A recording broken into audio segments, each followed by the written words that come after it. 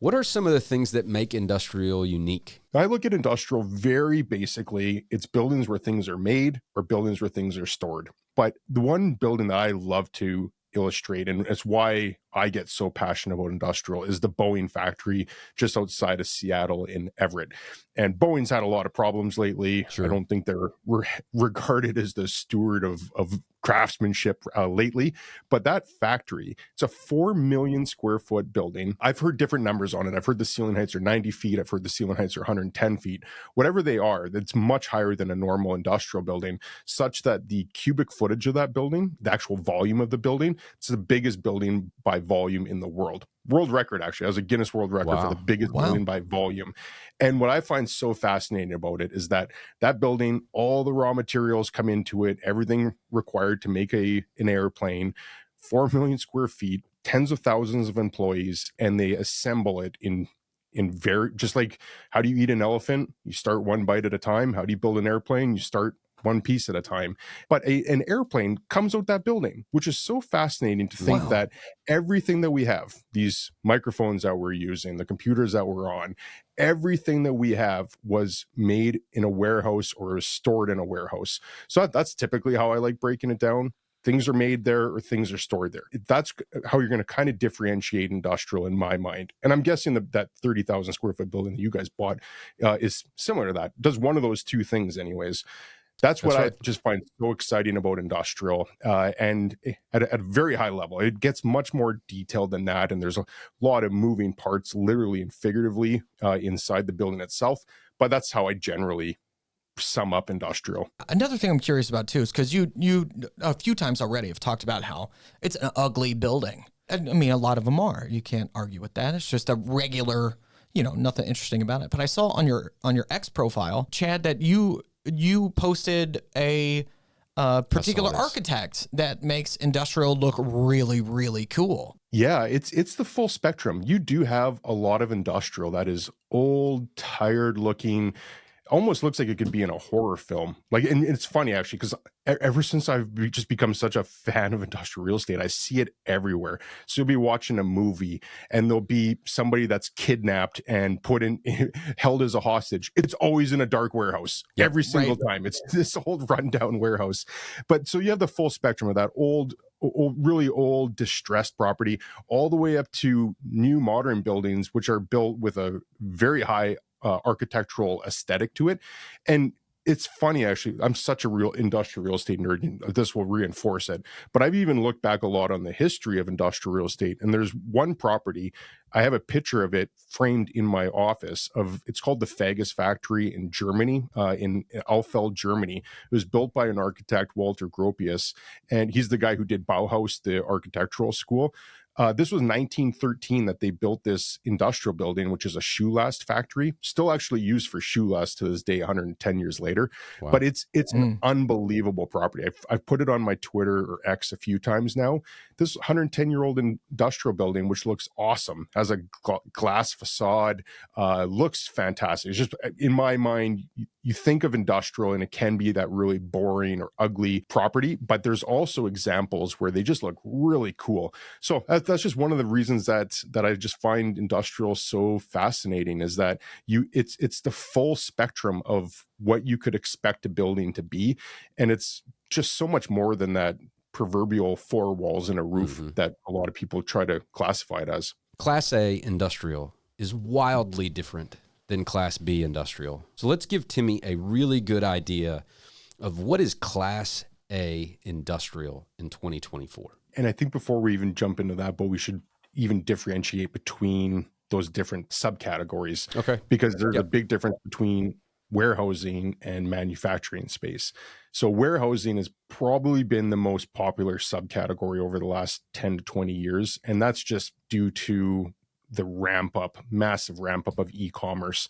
So all this stuff that gets stored in warehouses, that's driven by e-commerce. And that's what probably most people are probably familiar with. Like if you look on the outside of a airport or on a major highway now, you've probably seen a big distribution center go up, maybe like an Amazon or a FedEx or even a Home Depot. These warehouses, that's what they're designed for. They're storing goods for some period of time. If it's a call it like a cross dock facility, those goods might literally be in there for 10 or 15 minutes. They come in on one truck, they get repackaged, and they get sent out right away. You just explained it, but you can't just throw terms like cross dock, Timmy, without slowing down a little bit. But cross dock facility, imagine the big warehouse. Okay. You got a row of dock doors on one side and you got a row of dock doors on another side. Oftentimes, the driver of that trailer will unhook, drive around to the other side, and hook up to another one. Oh. And just go ahead and leave with it. All right. So a lot of efficiency here. When you unload the contents of whatever's in the trailer, it goes into the warehouse. It's repackaged. Because imagine sometimes you'll buy 4 things from Amazon. Sure. And they'll come in one package. Right. And you're like, were they just sitting around in the same? Right. Where, like, how did they just have all this in one place? It'll come off maybe 3 different trucks.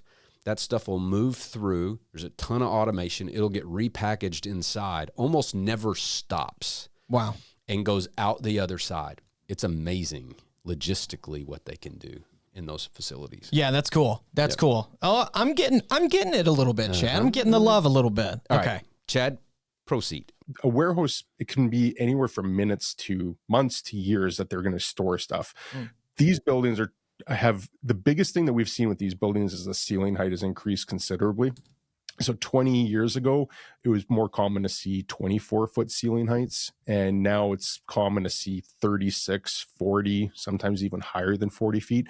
And the whole reason for that is they just take advantage of cubic footage. If you can just put an extra rack in there versus having to make the building itself bigger, it just becomes more economical. So there's been definitely an upward push in ceiling heights, but we've also seen more loading area. So for the area where trucks can actually come into the site and then back up without having impediments or without having to struggle or potentially try to jackknife the truck into a smaller space.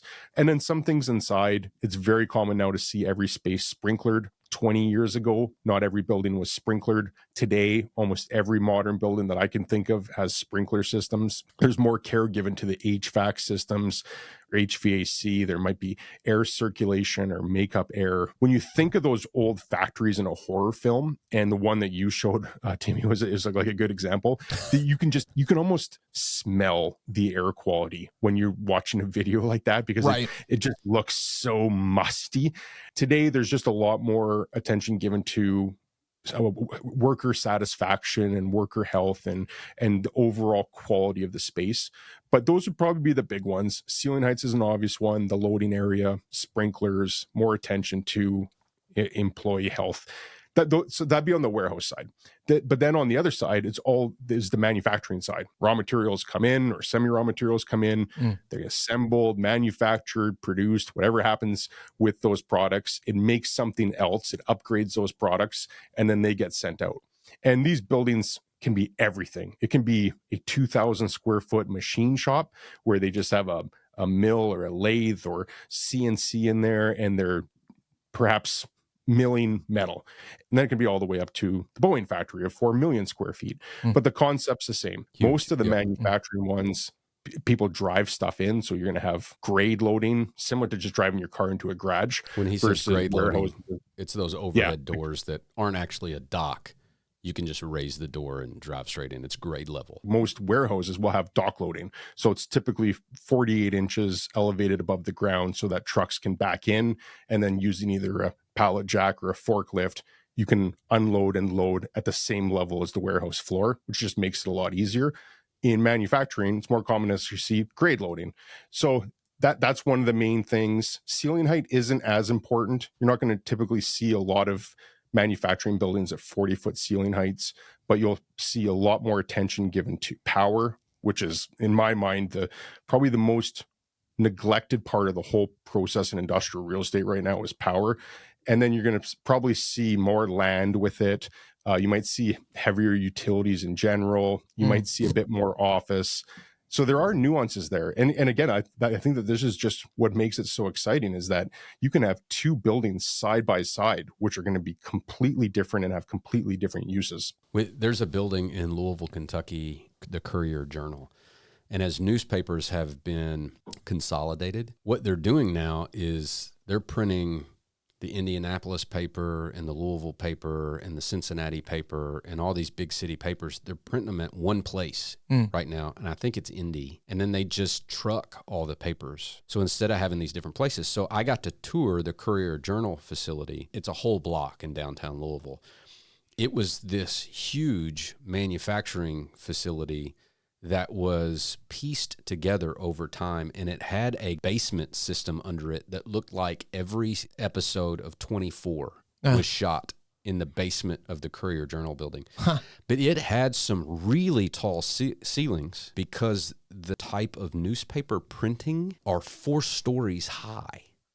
They're like vertical printing presses, and they just had like a whole row, which was probably a 50,000 square foot building, probably at least 4 or 5 stories high.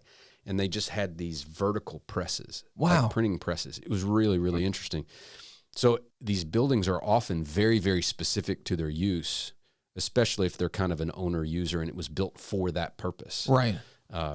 Let's mention a couple of the other, because you've talked about warehouse distribution center type spaces. You've talked about manufacturing, but there are some other subsets of industrial real estate. Everything from, self-storage would be a kind of a special use, but then there's like data centers or industrial space. Talk to us a little bit about data centers, or explain to Timmy kind of what kind of a big deal those are. All right, if you like that clip, you can watch another one right here, and if you want to watch the full episode, you can watch it right there.